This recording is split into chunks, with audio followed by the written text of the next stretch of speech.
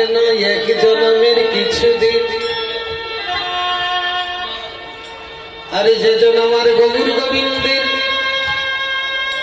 যেজন আমার গৌর গোবিন্দের দাস, আমার গৌর গোবিন্দের সেবাযুগ, আমার গৌর গোবিন্দের সেবার চাকরি নিয়েছে, তার সেই সেবা চাকরি তো জীবন জীবনে যায় না।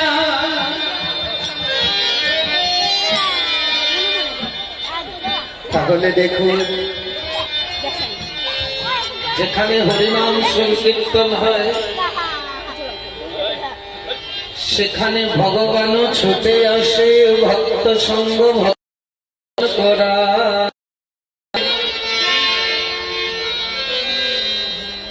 এখানে এমন কোন রূপী ভগবান আছে?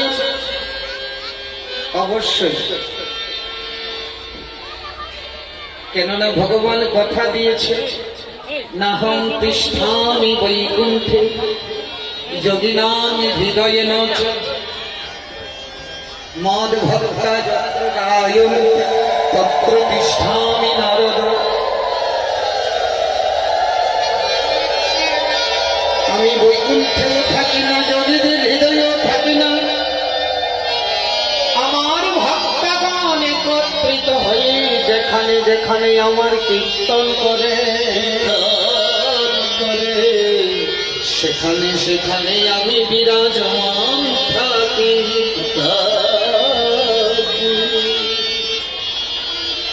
যেখানে সাধুগুরু বৈষ্ণবের আগমন সেখানে ভগবানও আসে। আবার শুধু ভগবান নয়, দেবতারাও আসে। আমরা যে গঙ্গায় স্নান করি, আমাদের পাপ ধৌত করি, সেই গঙ্গাও বৈষ্ণবের চরণ ধরে নেওয়ার জন্য আকাঙ্ক্ষিত। আপনারা যদি নবদ্বীপের পাশে কালনা সিদ্ধ ভগবান দাস বাবাজি মহারাজের কুটির অনেকে দর্শন করেছেন। উনি নামের উপাসনা করতেন, নাম ব্রহ্ম, মানে নামই কৃষ্ণ, নামই ভগবান। এখনো ওনার নাম ব্রহ্মের শ্রীবিগ্রহ আছে, পাথরে কোথায় হরিনাম, শুধু হরে কৃষ্ণ, শুধু নাম ব্রহ্ম। নাম ব্রহ্মের উপাসনায় উনি একান্ত একনিষ্ঠ ভাবে করেছিলেন। প্রত্যেক 3 বেলা গঙ্গা স্নান করতেন,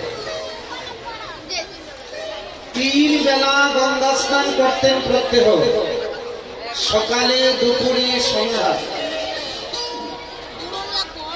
সকাল, দুপুর, সন্ধ্যায় যখন উনি গঙ্গা স্নান করতেন,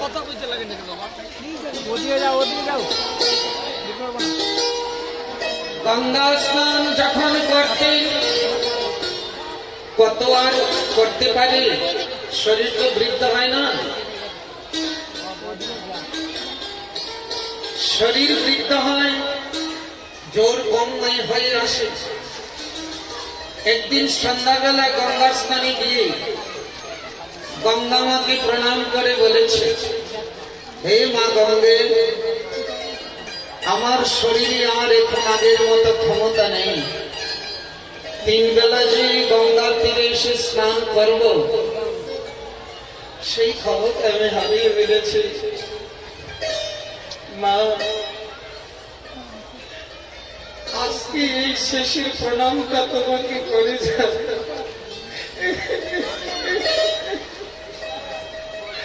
মা গঙ্গে, হয়তো আর তোমার সাথে দেখা হবে না,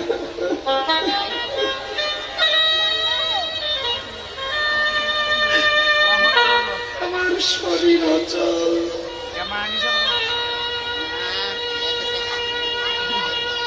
তবে মা গঙ্গে, তোমার চরণে একটা নিবেদন জানিয়ে যায়,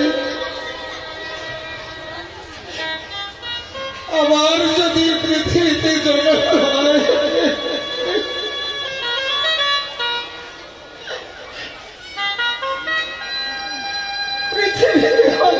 যদি জনম হয়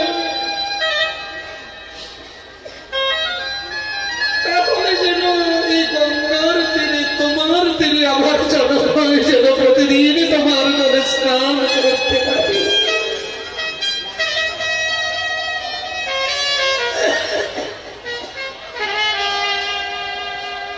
চোখের জলে ভেসে ভেসে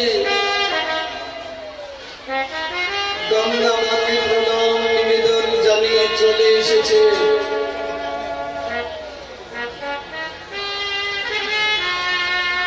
রাত্রিবেলা শুয়ে পড়েছে, ব্রাহ্ম মুহূর্তে উঠে প্রতিদিনের মতো ব্রাহ্ম মুহূর্তে উঠে যখনই ঘরের দরজা খুলেছে, দেখে কি ওই ঘরের দরজার সামনে গঙ্গা এসে কলকল করছে।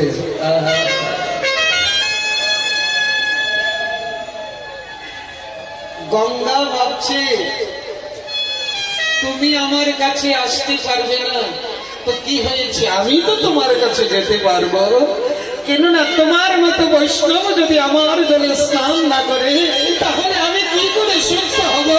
তাই আমি তোমার কাছে চলে আসলাম, তুমি প্রতিদিন আমার জলে স্নান।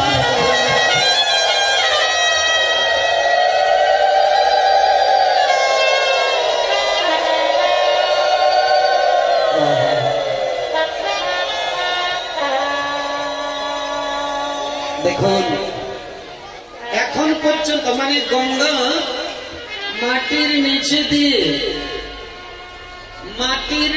দিয়ে এসে ঠিক ভগবান দাস বাবা মহারাজের দরজার সামনে এসে শুরু হয়ে উঠেছে। তুমি যেতে পারবে না, তাই কাছে চলে আসছে, তবু তোমায় আমার জলে স্নান করতে হবে। তাহলে গঙ্গা বৈষ্ণবকে কত ভালোবাসে।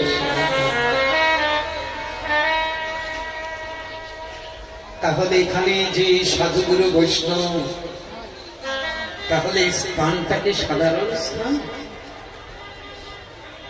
যেখানে সাধুগুরু বৈষ্ণবের আগমন হয় সেখানে সর্বতীর্থময় হয়ে যায়, যেখানে হরিনাম হয় সর্বতীর্থময় হয়ে যায়। এখানে কত কত ভজনশীল ভক্ত বৈষ্ণব এসেছে।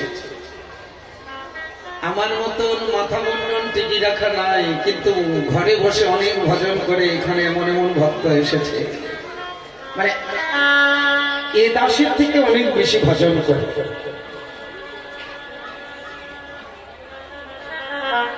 তাহলে সেই স্থানটা সর্বতীর্থময়। গুরু বৈষ্ণবের আগমনে তীর্থানি কুর্বন্তি তীর্থানি, তীর্থকে পবিত্র করে বৈষ্ণব সাধুগুরু বৈষ্ণবের আগমন। যুধিষ্ঠির মহারাজ বিদুর মহাশয়কে বলছেন, আপনি তীর্থ ভ্রমণে গিয়েছিলেন, আপনার তীর্থ ভ্রমণের কোনো প্রয়োজন নাই, কিন্তু তীর্থগণ আপনার চরণ ধরে পাওয়ার বড় প্রয়োজন। যেসব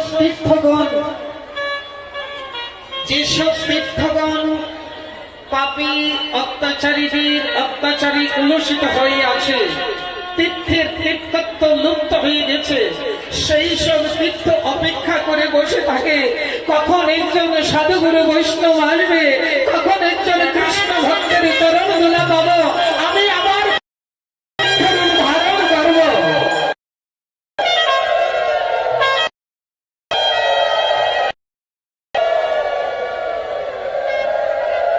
তীর্থ হয় সাধুগুরু বৈষ্ণবের আগমনে, সাধুগুরু বৈষ্ণবের চরণ স্পর্শে।